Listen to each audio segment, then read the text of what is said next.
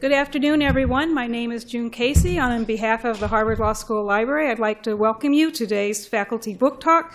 Today we're celebrating Constitutional Personae, Heroes, Soldiers, Minimalists, and Muse by Professor Cass Sunstein, recently published by the Oxford University Press. And I would also like to thank the Dean's Office for sponsoring today's lunch, and I would encourage you all to enjoy the refreshments while we listen to today's talk. Just as a quick note, today's talk will be recorded as video, so please note if you ask any questions at the end of the talk, they'll be part of today's recording. Recordings of the HLS faculty book talks appear on the law school's YouTube site approximately a week after the book talk. Today, we'd like to introduce Professor Sunstein. He is the Robert Walmsley University Professor at Harvard Law School. He is joined by three Harvard Law School panelists: Dean Martha Minow, the Morgan and Helen Chu Dean and Professor of Law, Professor Mark Tushnet, the William Nelson Cromwell Professor of Law, and Professor Adrian Vermeule, the John H. Watson Jr. Professor of Law. I'd also like to note that the Harvard Law School Coop has joined us today with copies of Constitutional Personae for you to purchase and for the author's signature at the end of today's talk. Thanks again, and now I will turn the microphone over to our wonderful panel. Okay, great. So thank you for coming. This is an unusual book, and I'll give you a sense of the origin of it. If you observe people who are learned in the law, or people who are close observers of the Supreme Court, or people who are just occasionally interested in what the Supreme Court is doing, you might think that there are dispositions, kind of psychological or social dispositions, toward favoring different kinds of actors. So the idea is, if you introspect a little bit, you might find that one or another kind of Supreme Court justice deeply appeals to you. So you might think that there's something about Justice Scalia that is extremely admirable and magnetic, or you might think that there's something about Justice O'Connor that is far preferable or not. And the claim is that if we look at American history and the debates over the judicial role, and this is actually larger than constitutional law, I think it says something about the human psyche, we can find that one or another type is attractive to diverse people.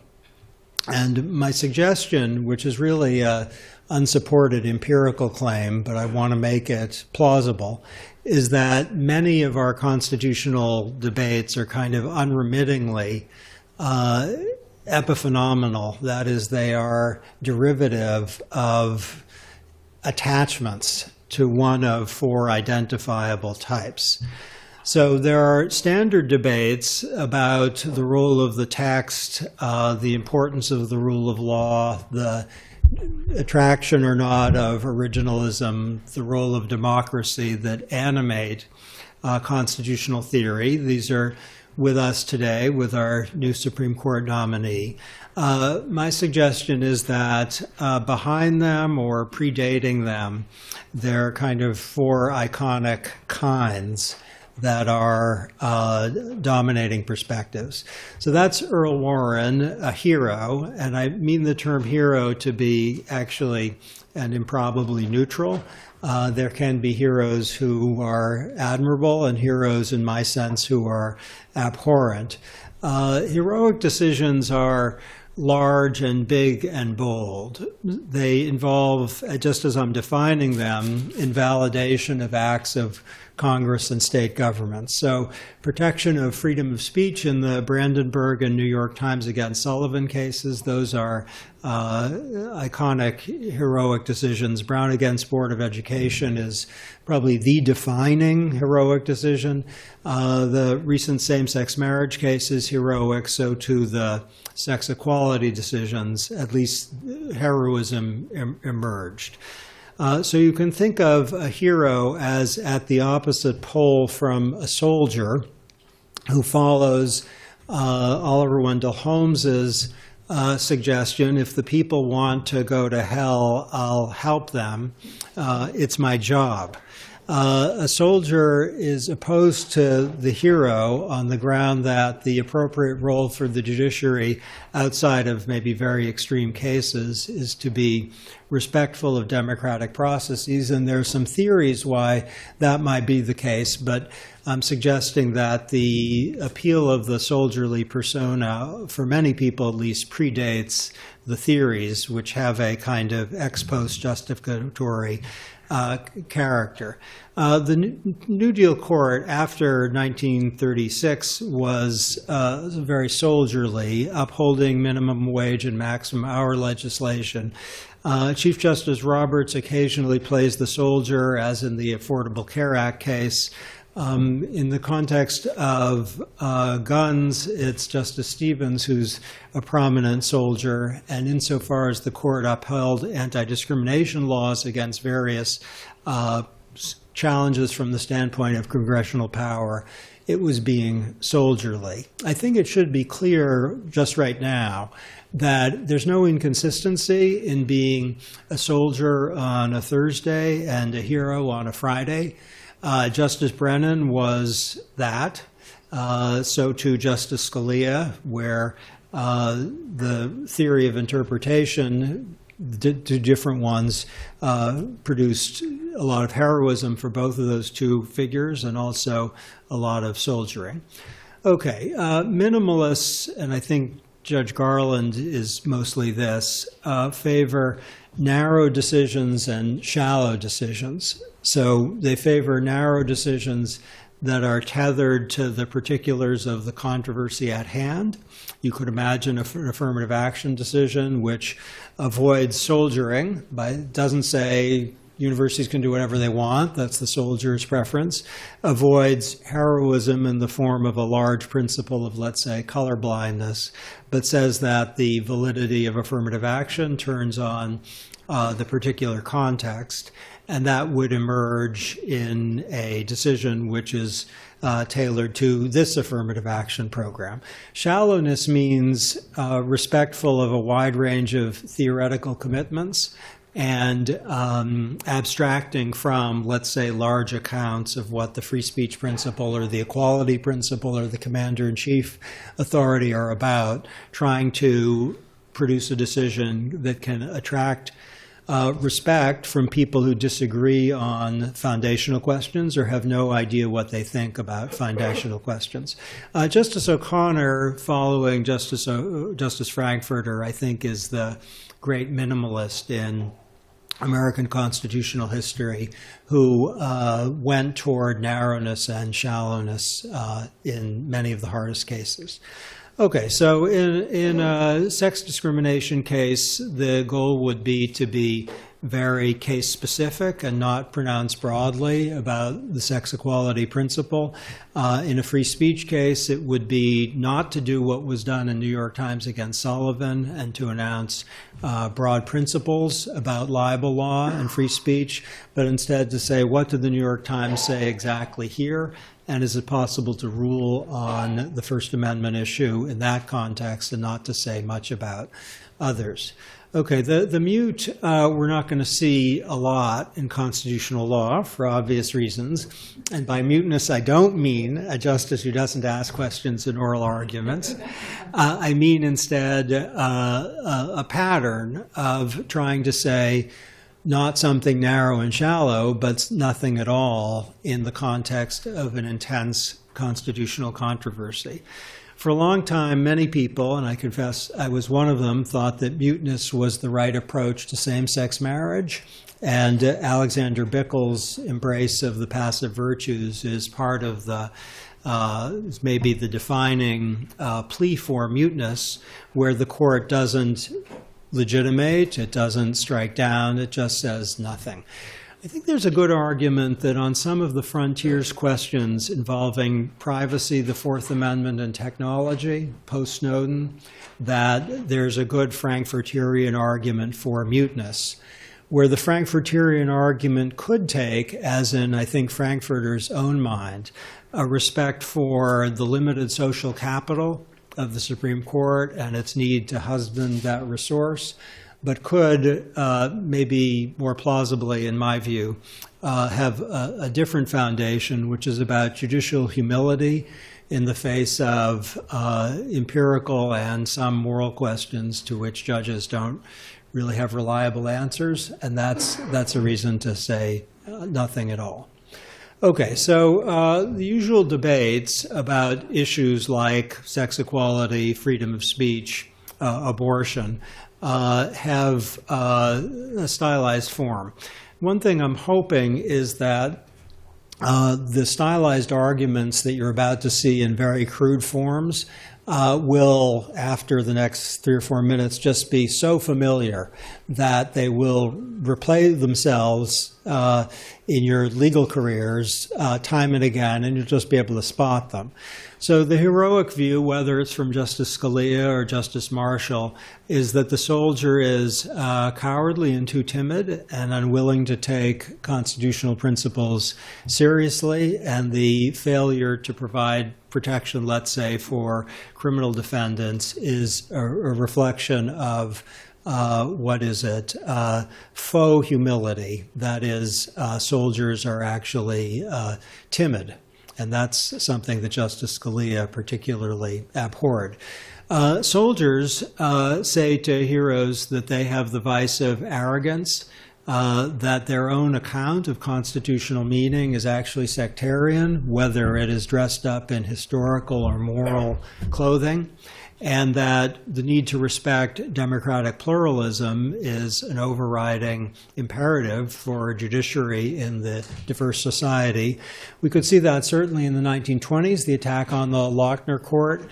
We could see it in the 60s with the attack on the Warren Court. And it's very much with us now, though it has both, let's say, right-wing and left-wing faces, with the left saying campaign finance is one area for soldiering, affirmative action, commercial advertising, and conservatives saying the same thing about same-sex marriage and various anti-discrimination efforts. Minimalists urge that both soldiers and heroes show arrogance of a kind, in the sense that they are in the grip of a theory. Now, minimalists have to concede, I think, that they too have a theory of a kind, or at least a component of a theory. Minimalism is an incomplete theory. But they have to be prepared to defend that theory as against what they see as the global aspirations of soldiering and heroism. Okay, if there's any kind of large theoretical claim that I feel deeply in my bones, you're looking at it right now. And the theoretical claim is that, notwithstanding widely held views within both the popular and legal cultures, there's nothing that interpretation just is. So we can see from many on the left who are drawn to certain understandings of the Constitution that there's an account of what it means to interpret the Constitution that just falls out of the appropriate theory of interpretation once we understand what the practice of interpretation is. Now, one view of that is Dworkin's view that interpretation just is a matter of making a thing the best it can be. That's his view of law's integrity. That is an account of interpretation that says that what we do when we interpret the free speech principle, for example, is to be faithful to the existing legal materials, but also to make it the best it can be. But that's not the only view of interpretation. The original public meaning view associated with Justice Scalia is also a view of an interpretation. The view that you should interpret a document consistently with the current meaning is a view of interpretation.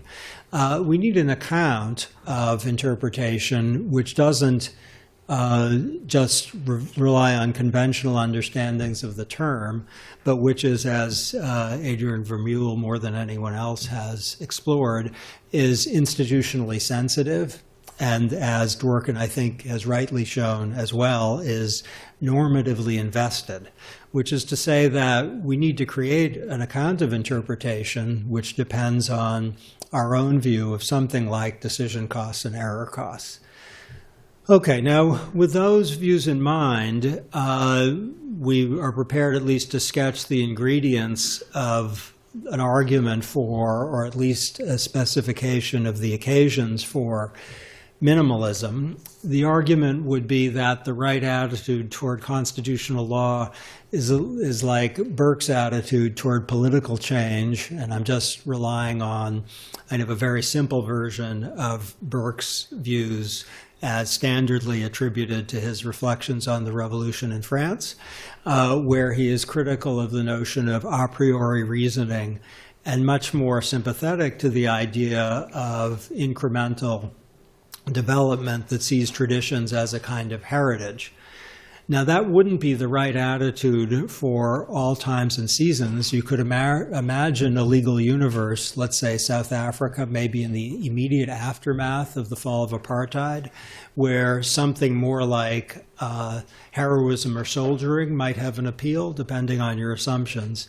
But for a mature legal culture, at least on certain assumptions, the risk of arrogant, insufficiently informed decisions in the context at least of frontiers issues, where the judges are having early encounters with complicated problems, they're the best way to minimize the cost of decisions and cost of errors is to be kind of like O'Connor.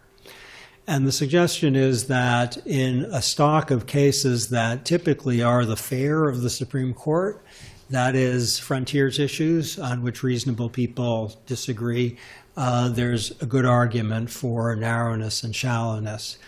Now, what is less important than the plea for minimalism is the effort to isolate the considerations to which you'd advert in deciding whether to accept that argument. One would be there's no such thing as, there's nothing unique that falls out of the notion of interpretation. And the other is there has to be judgments both about likely normative outcomes and about institutional capacities. We wouldn't want to be maximalist about minimalism. That would be inconsistent with the theory.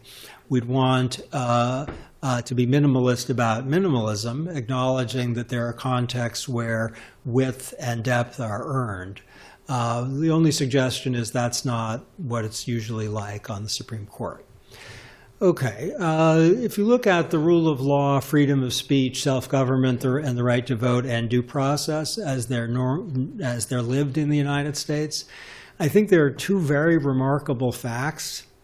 One is the extraordinary recency of all four of those things.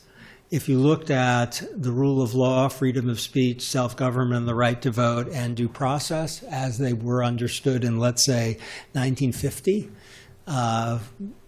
far more than the halfway point to date of the American experiment, you would see understandings of those four that would seem so absurdly truncated that no self-respecting democracy could have them.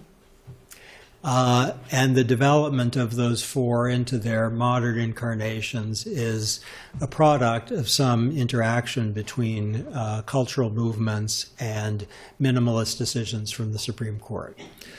Okay, so I've suggested kind of very briefly that the right account of a persona depends on the proper theory of democracy and rights and institutional competence. But I want to urge that for many observers and practitioners, one or another does have a kind of magnetic attraction, and introspection reveals that fact. The magnetic attraction is a causal claim I'm making about why people endorse one or another persona. But in the end, in law as in drama, the right persona depends not on magnets, but instead on the plot of the play. Thanks.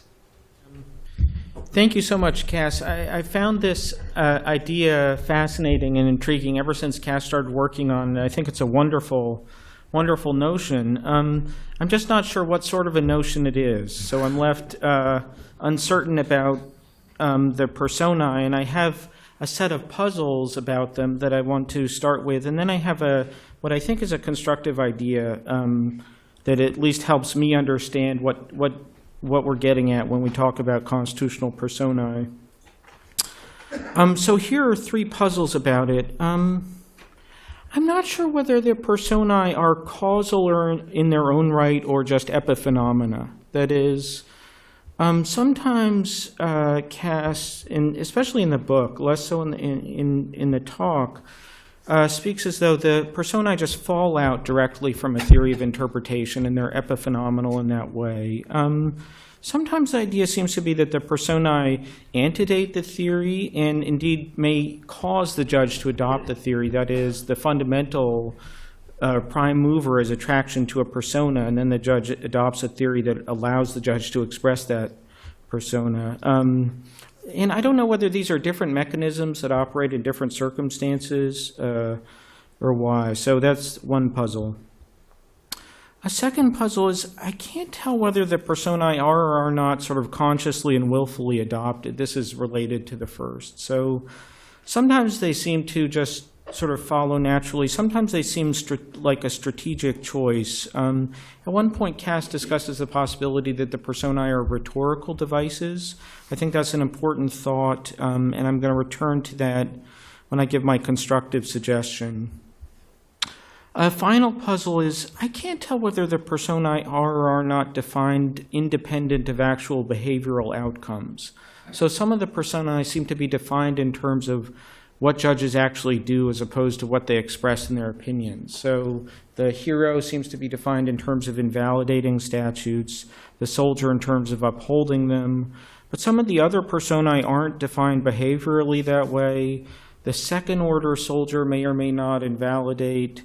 The minimalist moves on a different axis altogether. One can be minimalist in invalidating or minimalist in upholding, and so on. Then there's the ever-enigmatic mute. And originalism is said to be consistent with any of the personae. So in this third puzzle, I tend to think that there are different categories, not only different categories, but different sorts of categories underlying the personae, and they're defined somewhat orthogonally to each other, sometimes behaviorally, sometimes expressively, and on different axes. Okay, let me offer two ways forward. So two ways I think of getting at this very rich idea that Cass has given us. So one way, a kind of obvious way, would be to see constitutional personae as a kind of basket of ideas. It's a cluster concept containing a bunch of different phenomena that are related by a family resemblance, but there is no kind of deep theoretical coherence. That strikes me as plausible, but maybe it gives up too soon, and I want to see if we can go one level deeper and see if we can say something about a coherent theory of personae. So I'm going to spice things up a bit by talking about Roman funerary masks. So yes, you heard that right, Roman funerary masks. Bear with me for a moment, and I hope the relevance will become obvious. So the word persona has two meanings in Latin. It can mean a mask or a character played by an actor. And a moment's thought tells us the connection. In the classical world, actors wore masks. But this wasn't the type of mask wearing that tries to manipulate or fool people. Everybody in the relevant audiences knew that the mask wasn't the face. Rather, the point of the mask was a kind of representation. It was to bring to life a certain character. Now, here's a slightly creepy twist. So if you were an elite Roman pater familias, you would have in your house death masks of your famous ancestors, the ones who had been consuls or praetors or something.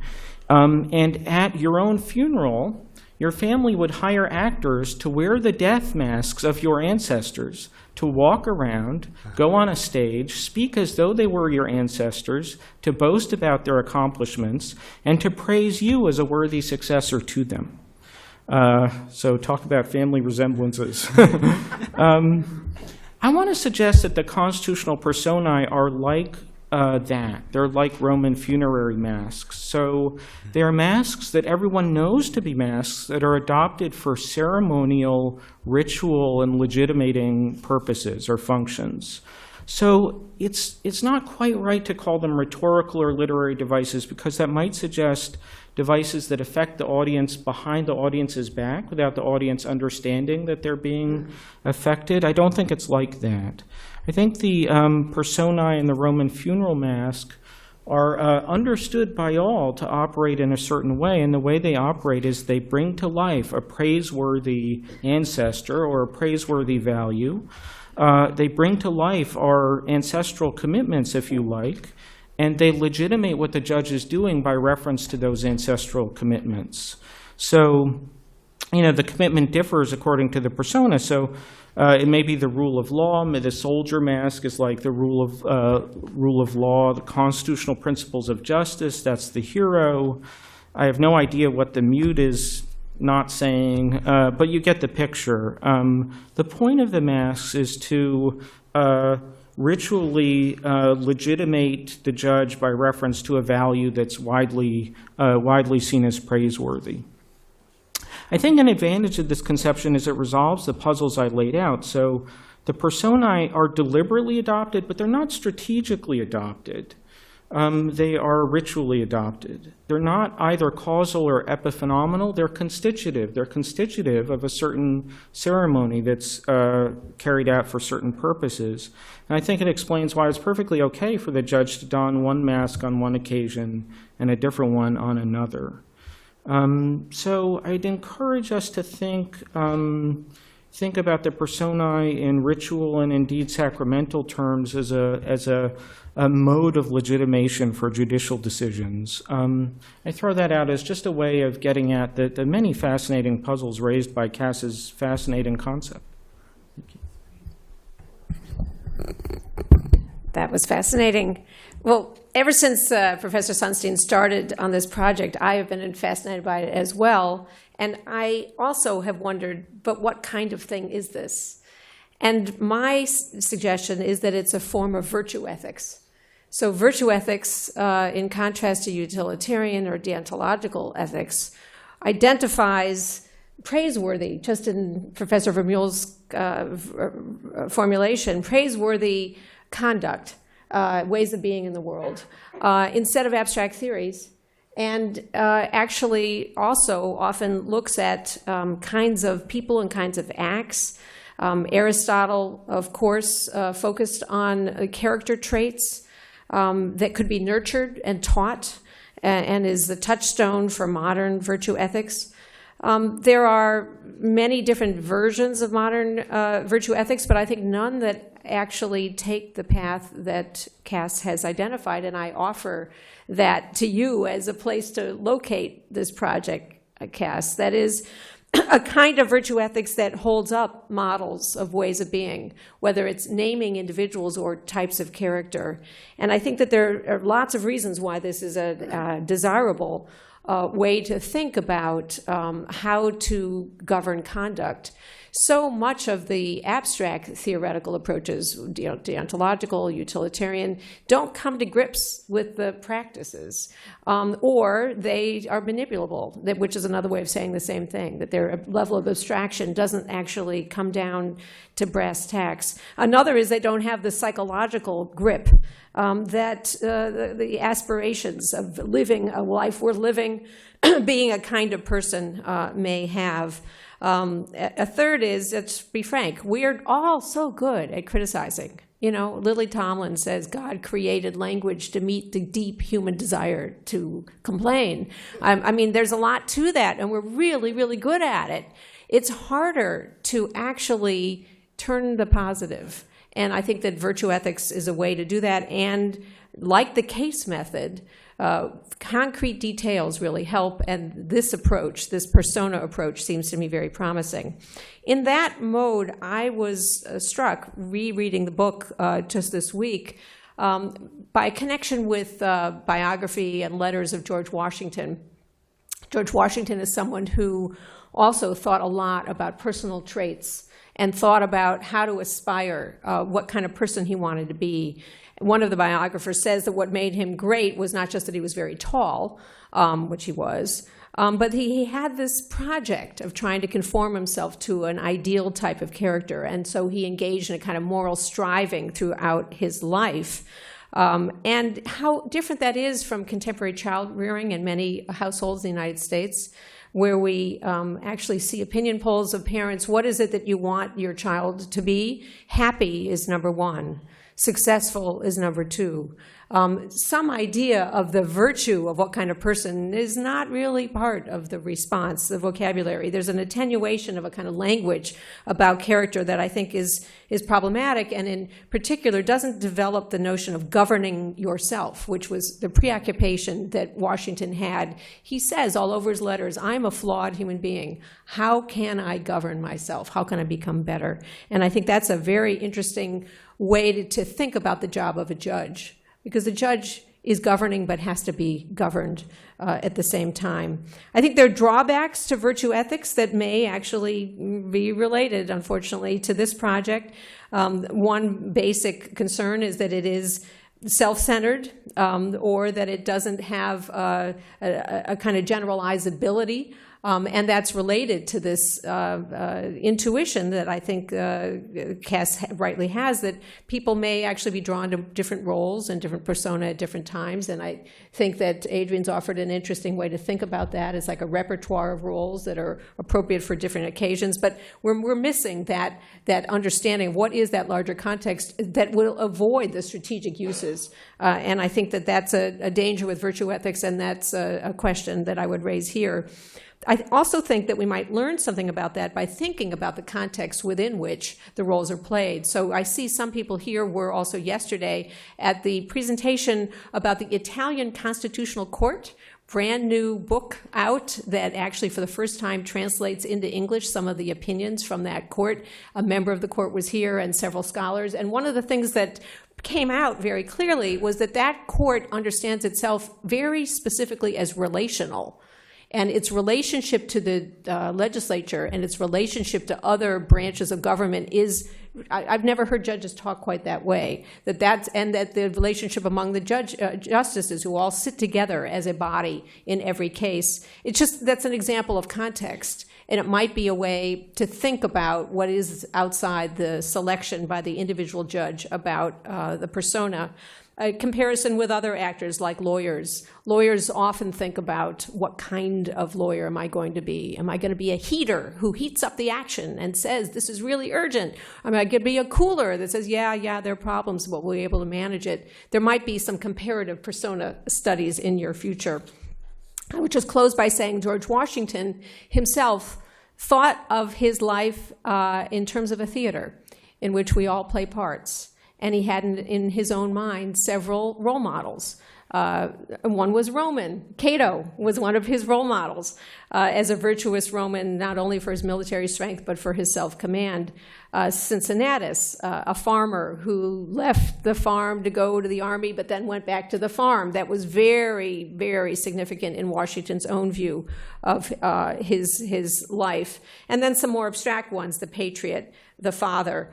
I think it's interesting to compare when there's a specific person who is behind the persona, and this was true in your presentation too, as opposed to a type or a general description, and it'd be interesting to think about the power and limitations of each of those, and also to think more systematically about why and when it makes sense for people to move from one to another as their aspiration. I do think that having a range of roles is an important part of focusing on the plot, which is the punchline of your presentation, Cass.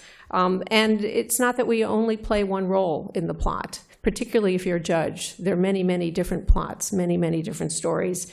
My image, not so good, but I give it to you, is it's not a GPS, but a gyroscope. Excuse me. I'm happy to be here to engage in this conversation about Cass's book. Excuse me. I got a frog in my throat last night I haven't gotten rid of. My comments are more like reflections provoked by reading the book than they are direct comments on the arguments in the book. But as you'll see, they are convergent with some of the things that you've already heard this afternoon. I begin with the thought or the idea that the reference to personae may trigger a thought that these different personae are stable characterological dispositions. And Cass explicitly disclaims that, I think properly so, in the course of the book. But he did say here that the notion that these are characterological dispositions is sort of a motivating intuition for this project. And then towards the end, that these personae have a magnetic attraction. And I thought about the idea of these sort of dispositional nature of these things in light of a couple of earlier works that came to mind. The first, and this is in some ways an interesting connection to some of the observations that Adrian made, is a book by John Noonan called Persons and Masks of the Law, in which then Professor, now Judge Noonan, argued that in a variety of ways, judges, I'll translate it into the current context, judges adopt personae as a way of avoiding or disclaiming personal responsibility for the decisions that they're making. And you can see how this might play out in the context of these four personae that Cass talks about. It's, for me, the interesting part of, or the thing that provoked the reflection leading me to Judge Newman's work, is his notion that personae are, again, masks that shield the judge from responsibility, personal responsibility, and as he would have wanted it, that those masks should be taken off and the judges should act in ways that make clear to themselves, I think, more than anyone else, that they are personally responsible for what happens. Including the denial of recovery to injured people, the sentencing of people to execution, and the like.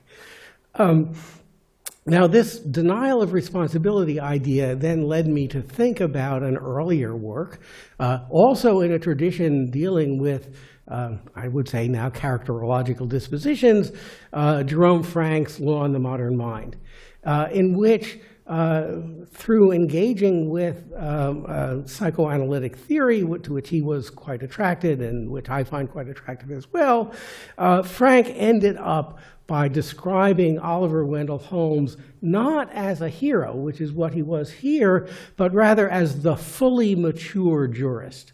So for Frank, Holmes instantiated the Freudian where id was, ego shall be. He was completely in control of his actions. He was not driven by things that he didn't understand. Now, in this context, what would a mature jurist be in the context of Cass's account? So I think it would be, and this is consistent again with some of the things that Cass said and that the Dean and Adrian said as well, that the fully mature jurist flexibly adopts the persona that is appropriate to the circumstances that he or she is confronting. And my last observations are about two components of that formulation. The first is about appropriateness. So how do we understand adopting the persona that is appropriate to the circumstances? There are a couple of ways of doing it. One is suggested by Cass's account of, as I would say, put it here, the conditions under which minimalism or other approaches are appropriate. Call that, well, the condition-based approach. The other is to say that determining, and so you determine what's appropriate by examining whether the conditions for persona A, B, or C are satisfied.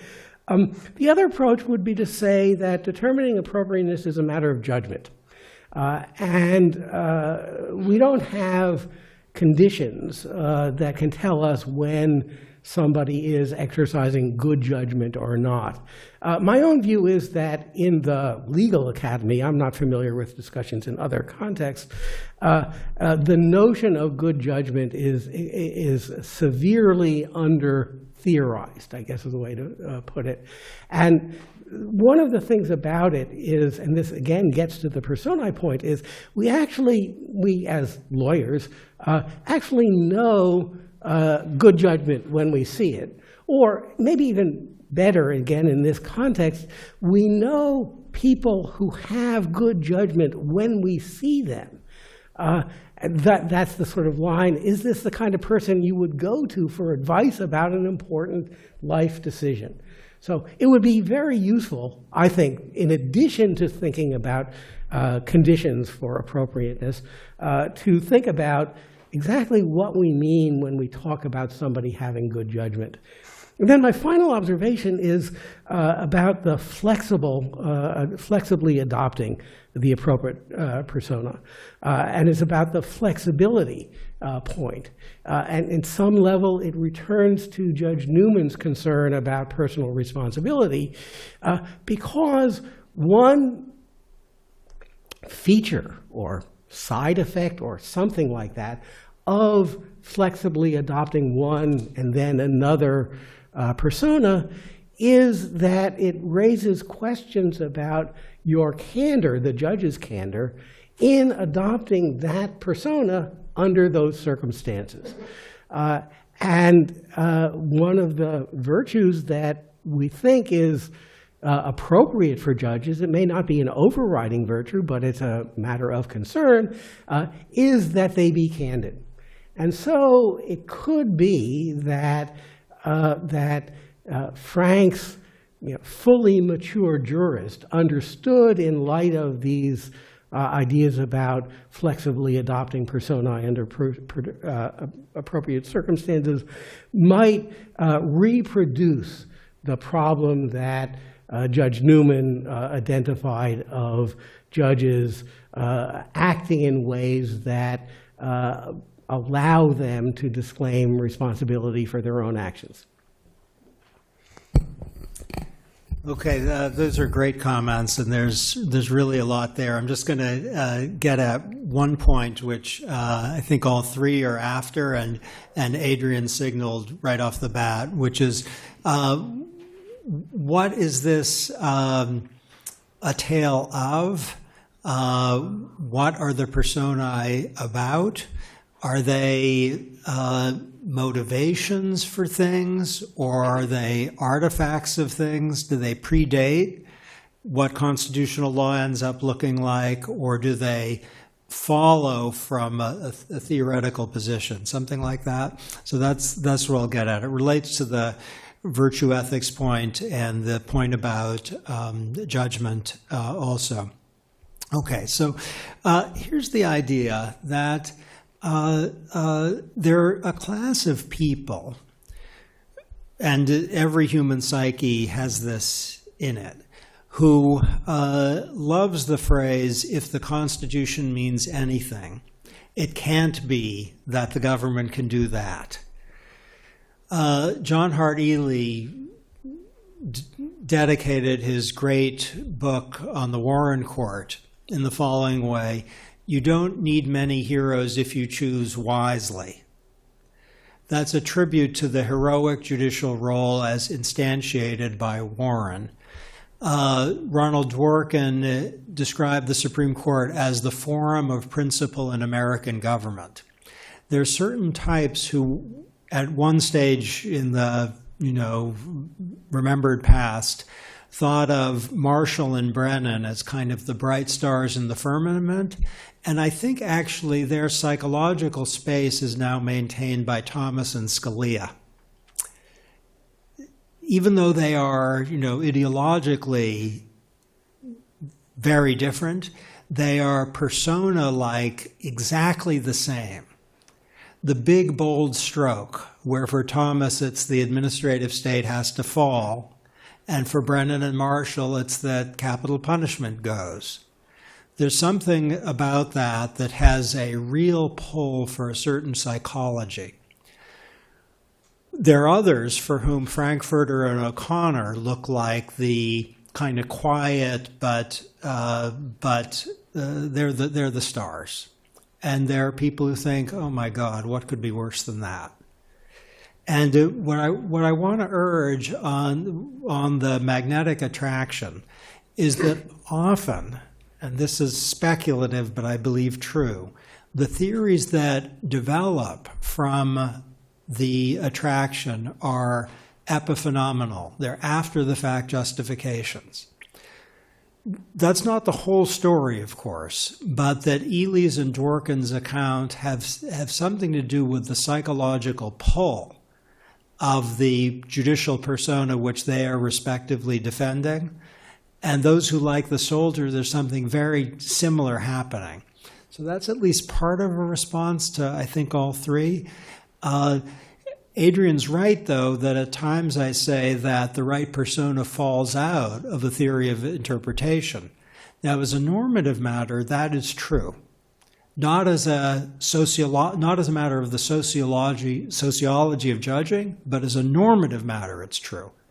So it can't be sufficient to say, I have an account of Warren Courtism, whose origins actually lie in the appeal of the heroic judicial persona, and then there's my account, period. The justification depends on whether the account is convincing. And on my view, the various accounts that lead, let's say, to a principal embrace, that's too crude, but of soldiering or heroism or mutinous, certainly, those are not convincing. And there's an account of the appropriate judicial role under constraints, given decision costs and error costs, that acknowledging the incompleteness of minimalism as a theory gives it a kind of centrality. Now, you could be, as Adrian says, a heroic minimalist, meaning you will invalidate narrowly and shallowly, but that's a very different type from my iconic hero. Warren was infrequently a minimalist, and Thomas, you see no enthusiasm for minimalism. It is important to suggest, as Adrian does, that there are second-order soldiers. Originalists are second-order soldiers. They invalidate a lot, purporting to invoke the original meaning of the Constitution. I think that's more often than is comfortable a fake. And it's Dworkin or Ely stuff with historical footnotes. But it's really a moralized conception that has heroism at its heart. I want to think more about the virtue ethical point. I wonder whether heroism, soldiering, minimalism, and mutinous are kind of too weakly connected with virtues that are really fantastic. They're a little too abstract to be, like courage, or maybe minimalism and soldiering can claim humility. But I tend to think that's more like in romance and politics, where there's a type that different people are differently drawn to. And you might be drawn to someone in romance who gets you in big trouble. So you reconsider, and that's where the theory starts working in the legal analog. Hi, my name is Guillermo Garcia, and I'm an HJD student here at Harvard Law School. And I was wondering, when I was listening to your conversation and to your presentation, I must confess I haven't read the book. But one of the things that struck me is if you are taking into consideration group dynamics. Someone like, for example, Professor Ronald Heifetz at Kennedy School would say that what you are actually describing, it happens all the time in group dynamics. Every time a particular group faces a particular challenge and there's pressure placed on the group, they're going to look for different roles and people are going to start assuming certain roles because the same group is pushing them to do that. And the same person in a different group might assume a different role, depending on the task at hand. And so it's not that you come in to the room with a particular bag that you are always going to be representing it, but it's just depending on the case and depending on the circumstances, you're going to assume a different role. Maybe because you are not the only Hispanic and you're discussing an issue about Hispanic law and the group is going to turn around and look at you and say, come on, you're the Hispanic guy here. You have to say something about it, right? And then you're placed in a situation where you have to defend certain Hispanity or something about Hispanic because you're the only Hispanic present. But maybe that particular person in a group full of Hispanics might be considered, I don't know, less Hispanic than the others because he's studying a particular school, etc. So I was wondering how much you've considered that type of group dynamics and role dynamics. I've thought a lot about group dynamics, and I have a relatively recent book on exactly that topic. I don't think of the personae as principally a product of group dynamics. I think of them as principally either a function of psychological attraction to a certain type as a legal actor, or as hard-won judgment about how people should act as judges in different roles. So let's get concrete. I don't think Thomas's heroism, as we're calling it, meaning invalidating lots of stuff, is a product of people think he's the Yale Law School graduate who's the youngest or something, or that he's African American. I think it's not about dynamics. It has something to do with some combination of his his affinities and his theoretical commitments. And that's certainly true of Justice Scalia, and it's true of O'Connor and Breyer's occasional soldiering also. So the group dynamics seem to me extremely important. How important they are on the Supreme Court is a quite interesting question. I think insofar as we're talking about these four personae, it's not about how they're interacting with each other and how they're looking.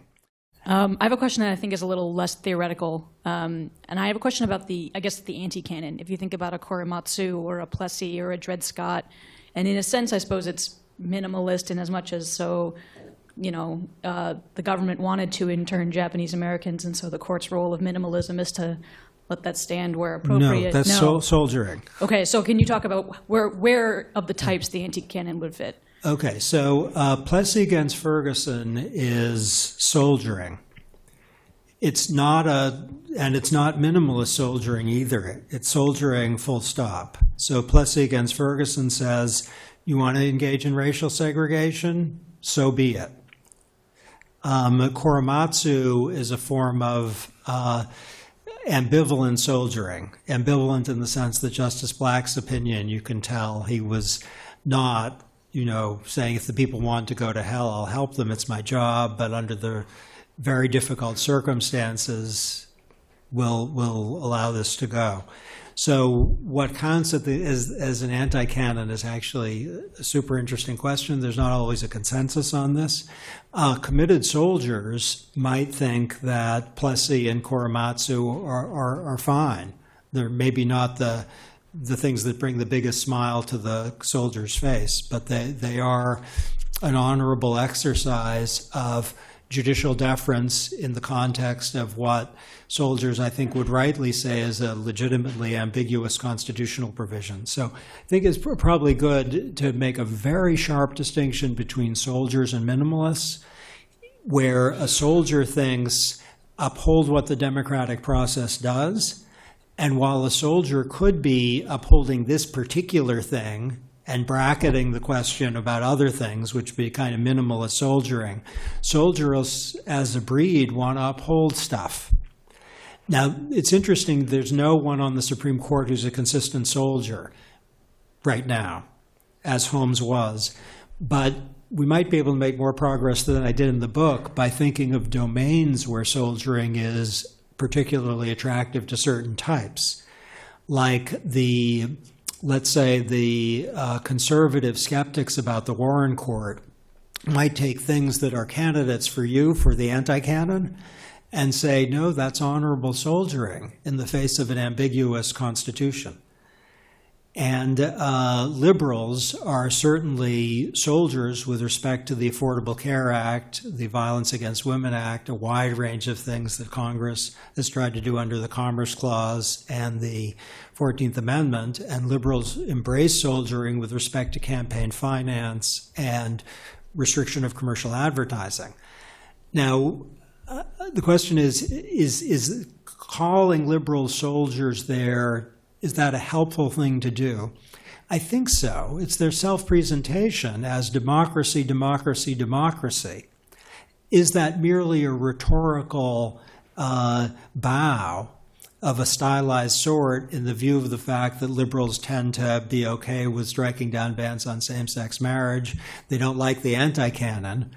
Or instead, do they have a theory of one or another kind which produces soldiering sometimes, heroism others? Probably the latter. But the anti-canon, it's interesting. I think you are pointing to terrific candidates for the anti-canon, and they are soldiering decisions. The Lochner decision is also part of the anti-canon, and that's heroic. Hi there, and thank you very much for the panel. I'm Paul Horowitz. I'm a visitor here this semester. I wanted to raise another term from ancient Roman history, since it's all the rage today, which evolves and is still important today, which is the idea of office. And Philip Hamburger develops it very well in his Law and Judicial Duty book. Your question or your assumption seems to be that occasions for all these different personae are all available or at least inevitable in modern constitutional judging. But I wonder whether, again, by way of forcing a theory, whether every persona that you describe is necessarily fully consistent with what we might consider to be the set of character traits or of loyal behavior that constitutes judicial office, or whether either some of these personae ought to be working in other fields, or maybe whether some sense of judicial office or theory of office could tell us when particular personae are appropriate and when they're not. Okay, it's a great question, and I haven't thought about it, so I'll give you a kind of very tentative answer, which is that the view that once we kind of give a thick account of the judicial office, we will rule some in and some out depending on context, has the same infirmity as the view that once we get clear on what interpretation is, things are going to fall out. And I think it's exactly the same infirmity. That is, you could have an account of interpretation which says that it's the judicial role to cast constitutional provisions in the best moral light, which would lead you to be a hero in March and then a soldier in April, because that's what the right moral theory would entail.